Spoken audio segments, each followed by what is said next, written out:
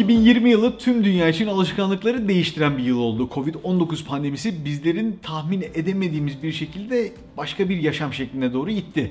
Bu sürecin 2020 yılında kalmış olmasını ben de çok isterdim. Ancak yeni yılda da hayatımızda yeri olacağı kesin gibi duruyor. Yeni normal hayatımız 2021'de de devam edecek. Yani tabii aşı ve tedavi gelişmeleriyle çok daha olumlu bir tablo ile yola devam edeceğimizi vurgulamak istiyorum. Çok daha iyi ve sağlıklı bir yıl geçireceğimizi umuyorum ve aslında yeni yıl dileğim de bu yönde. Tabii sağlıklı bir yıl için bireysel davranış değişikliklerinden de bahsetmeden geçmek istemiyorum. Hazırladığımız bu önerilere kulak verin ve yeni yılda uygulamak için harekete geçebilirsiniz. İlk olarak paketlenmiş gıdalardan ve hazır yemeklerden uzak durmanızı tavsiye ediyorum. Kendi yemeğinizi kendiniz pişirmeyi ve yanınızda taşımayı alışkanlık haline getirmenizi öneririm.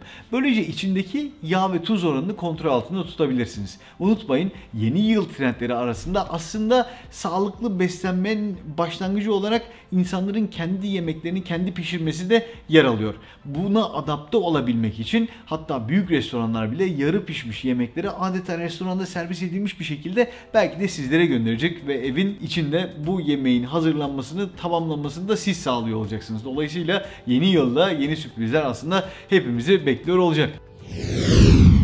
Vitamin almanız ikincisi. Yani C vitamini, D vitamini ve çinkonun önemini unutmamanızı sizden rica ediyorum. Vücudunuzun bu vitaminleri aldığından emin olmak için gün içinde tükettiklerinizin besin değerlerine bakmanız lazım. Veya eğer yetersiz kaldığını düşünüyorsanız da o zaman gıda takviyelerini günlük almanız gereken dozlar içerisinde almanız gerekiyor.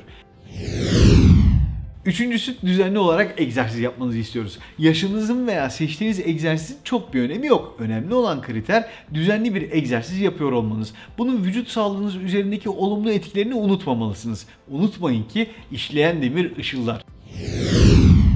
Dördüncüsü ise uykunuzu düzene sokun diyoruz. Biliyorsunuz ki sağlıklı yetişkin bir bireyin 7-9 saat arası uyku süresi olmalı. Yani aslında hayatımızda en fazla vakit geçirdiğimiz yerlerden bir tanesi yatağımız. O halde orada geçirdiğimiz zamanı kendi sağlığımız adına da en iyi şekilde adapte etmemiz ve düzenlememiz gerekiyor. Beşincisi ise stresinizi azaltmanız. Yani hayatınızda kontrolünüz altında olan şeylere odaklanmak sahip olabileceğiniz stres konusunda kendinizi rahatlatmaya yardımcı olabilir. Unutmayın ki stresi azalttığınız zaman bağışıklık sisteminizi güçlendiriyorsunuz. Ve stresiniz ne kadar yüksekse aslında kilo almak vesaire bütün o problemler hep peşinizden geliyor. Dolayısıyla çok stresli bir gününüzün ertesi günü hasta olarak bile uyanabilirsiniz. Lütfen bu konuda dikkat edin. Stres vücudumuzda iki yerde çok fazla düğümlenir. Bir tanesi çene eklemimiz, diğerisi ise ense kaslarımız. Biz stresi azaltabilmek için veya vücudumuzdaki gerginliği indirgeyebilmek için çenemizde bir egzersiz yapabilirsiniz. Mesela yağlı sirkeliklerde kullanılan şişe mantarlarını düşünün. Onu alıp dişlerinizin arasına koyup şu şekilde açık birkaç dakika tutup çene kaslarınızı esnettiğiniz zaman stresinizi kontrol altına almış olabilirsiniz. Birçoğumuz şu sıralar arkadaşlarımız ve sevdiklerimizle fiziksel olarak bağlantı kuramıyoruz. Bu yüzden sosyal olmanın farklı yollarını bulmak da önemli. Arkadaşlarınızla düzenli görüntülü aramalar yapın veya bir arkadaşınızla açık hava yürüyüşü planlayabilirsiniz.